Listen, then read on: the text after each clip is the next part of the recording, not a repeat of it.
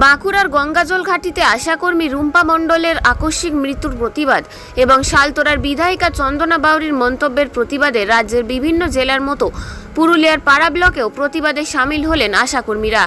মঙ্গলবার দুপুর 3:30 নাগাদ পশ্চিমবঙ্গ আশাকর্মী ইউনিয়নের পাড়া ব্লক কমিটির উদ্যোগে পাড়া ব্লকের বিডিওর কাছে মিছিল করে স্মারকলিপি জমা দেওয়া হয়। ডেপুটেশনের মাধ্যমে আশাকর্মীরা অভিযোগ করেন ইকেওয়াইসি সহ বিভিন্ন অতিরিক্ত কাজের চাপ, পর্যাপ্ত প্রযুক্তিগত পরিকাঠামোর অভাব এবং প্রশাসনিক চাপের কারণে কর্মীদের মানসিক ও শারীরিক সমস্যা বাড়ছে।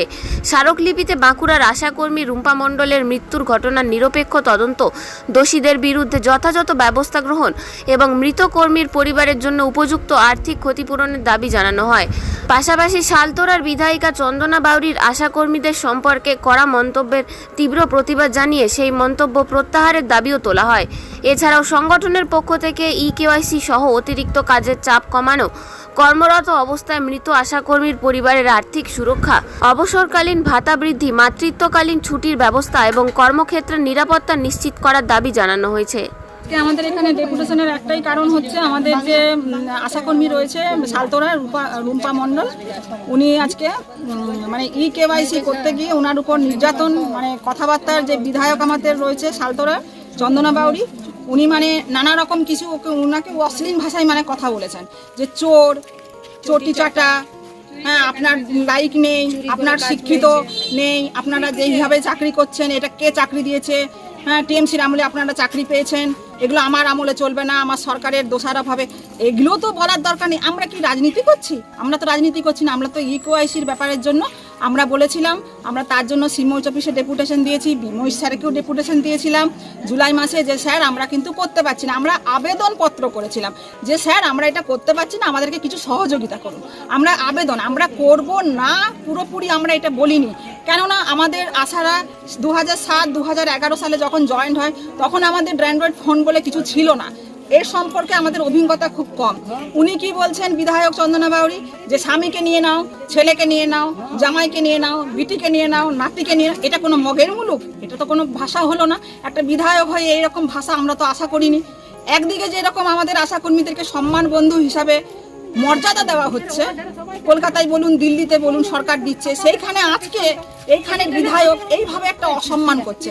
এই অসম্মান করার জন্য আজকে আমাদের কলিগ যে রয়েছেন রুম্পা মণ্ডল কাজ করছিল, টাওয়ার নেই, গ্রামে তো টাওয়ার ঘুরতে থাকে, সেখানে বলা হয়েছিল, আমাদেরকে পারমিশন দেওয়া হয়েছিল যে এখানে ধরুন টাওয়ার পাবেন, সেখানে আপনি পরিবারের লোকদেরকে ডেকে ওখানে এক জায়গায় বসে আপনি এটা করতে পারবেন। সেই হিসাবে আমরা কথা মতো আমরা সেই হিসাবে ওই দিদিও সেই ওই কথা মতো শুনেই কাজটা করছিল, কিন্তু সেই সময় উনি এসে নিয়ে এইসব চটি চাটি এইসব ভাষা বলে গেছেন। এরপরে ওর একটা মানসিক একটা হয়েছে, এবারে গ্রামকে, আমার গ্রামটাকে আমি নিজের আওতায় করে রেখেছি, নিজের আমার মানে পরিষেবা দিয়ে রেখেছি, সেইখানে অত পাবলিকের সামনে আমাকে একটা অসম্মান করছে। সেই দিদির একটা কি মাথার মধ্যে তো চাপ আসতেই পারে, এইভাবে ওই চাপ সহ্য করতে আজকে দিদি না পেরে, আমরা তো এটা 100% বলবো, আজকে যদি উনি এই কথাগুলো না বলতেন তাহলে হয়তো আমাদের দিদি আজকে আমাদের কাছে থাকতেন, কিন্তু উনার এই কথার মেন্টালিটিতে লাগার জন্য আজকে উনি আমাদেরকে ছেড়ে চলে গেছেন। সেটার জন্য আমরা খুবই দুঃখিত। এই দুঃখের কারণের জন্য আজকে আমরা বিডিও স্যারের কাছে আমরা আজকে এসেছিলাম ইকেওয়াইসি যাতে আমাদেরকে না করতে হয়, কিন্তু উনার বক্তব্য যে দিদি দেখুন আপনাদেরকে করতে হবে, আমি এটা অনুমোদন আপনাদের কাছে আমি রিকোয়েস্ট রাখছি। সে ঠিক আছে, উনি আমাদের আধিকারিক, উনি আমাদের মানে সব কিছুই বলতে গেলে ওনার কথা মতো আমরা অবশ্যই করব, সে ঠিক আছে, কিন্তু আমরা এইটাও শর্ত স্যারের কাছে রেখেছি যাতে আমাদেরকে ফিল্ডে কোনো কাজ করতে গেলে যেন আমরা কোনো অসুবিধার মধ্যে না পড়ি।